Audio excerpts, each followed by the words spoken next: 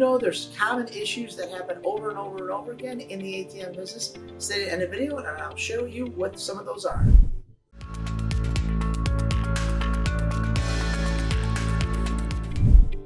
Hi, I'm Phil from PDQ Merchant Enterprises and the ATM Mastermind Group page, and we help hundreds of aspiring ATM business owners go from 0 ATMs to ATM Business Pro in as little as 30 days.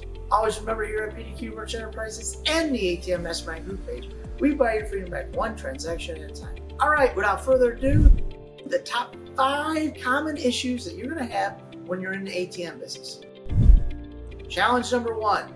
Getting all the information when you go to get a location agreement signed. So some of the challenges is you go in there and you say, look, I'm here to get the location agreement signed, and they say, you know what, I don't have that, I gotta check with my wife, I gotta check with my partner, and he's like, it's okay, no problem, I'll come back. And you call them and they avoid your phone call, then you go there, then they're not there, and this becomes sometimes an issue. It might take 2, 3, 4 weeks.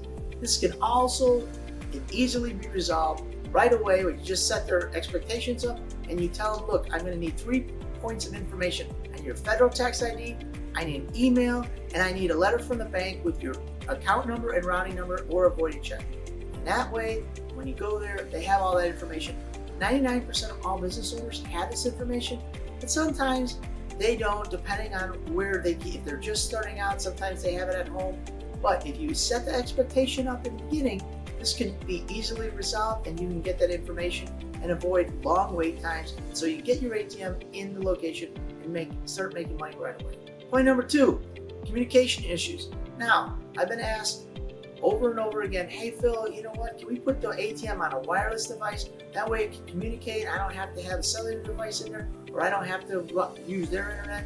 It is possible, I have done it, but it doesn't work all the time. And then what happens is it causes other problems, and then we have to continue to go down to the store or the location and check out why the ATM is working.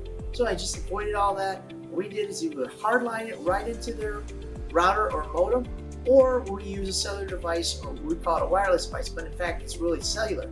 This avoids all service calls later on down the road, because when you're running a wireless communication to make it Wi-Fi, something could go wrong and then you guys run into challenges and it becomes a headache. So avoid all those service calls, either use a cellular device or hardline it right into the store. That way you guys will avoid headaches, because trust me, it's a pain in the butt. So if you're thinking of starting a profitable ATM business but didn't know where to start, stay to the end of the video and I will share with you our checklist entitled ATM Business Passive Income Checklist. In this checklist, I will share with you the 5 things you need to know to build a passive income source for your family, so you can start earning between $250 and $1,500 of passive income every single month. All right, let's get back to the video. Point number 3, I didn't get my money. I ran in, we were doing a mobile event, I was pulling up the mobile trailer and I saw a store owner. Said, oh, hey, how you doing? We were exchanging pleasantries. And then he said, you know what? I don't think I ever got a check from you guys. The ATM's been in there for years. I never got a check. I said, oh, really? So right there on my phone, I pulled up his statements that we email them every month. I said, this is your email? He said, yeah. I said, these are your statements? He goes, oh, yeah, I guess they are. I said, this is your bank account? He said, yeah. I showed him on the phone. These are your deposits. He says, yeah. He says, you know what? I didn't really check that. My wife handles everything. But now that I know, I'm like, yep, we've done it all these months for years. He's like, you know what, again, I don't check it. I got a couple businesses. I pay more attention to the other business than this business.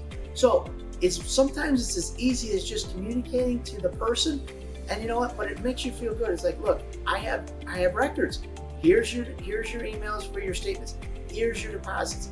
And it was nice to be able to do it right there in the spot, right there in front of the person, where now I don't have to go back to the office and then look for voided checks and make sure that we had it all. It was right there. I had it all on the phone, given the proper information, and lo and behold, he didn't even really check. His wife handles all that. So, but even if you were given checks, you'd still have to go back and do all that. It avoided all those issues and would solve that issue right away. Point number 4, this will happen to you a lot.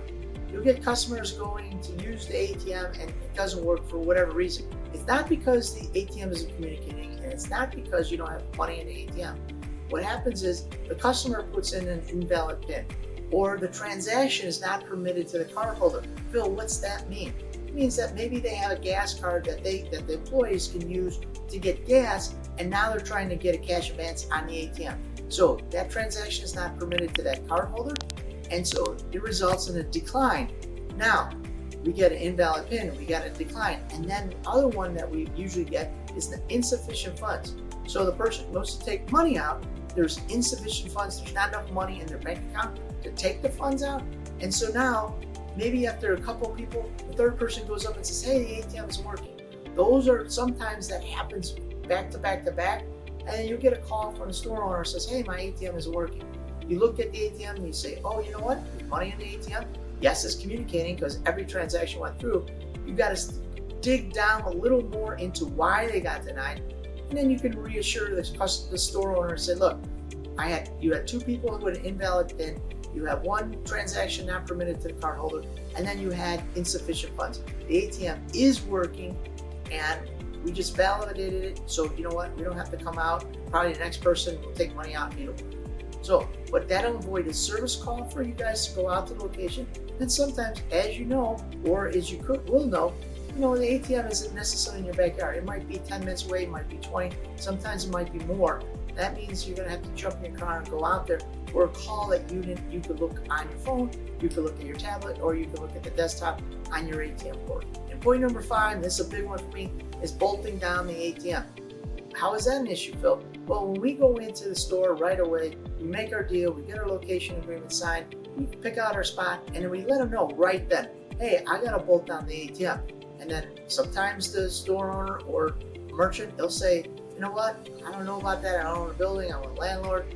How big are the holes? And say, look, the holes are gonna be real small. I always just point to my finger and say, they're no bigger than this. Sometimes they're bigger than that, but I just point to this. I said, nobody's gonna see the holes. The ATM sits there and it covers the holes, so you're not gonna worry about that. Sometimes they ask, you know what happens if I have to move, the store owner has to move?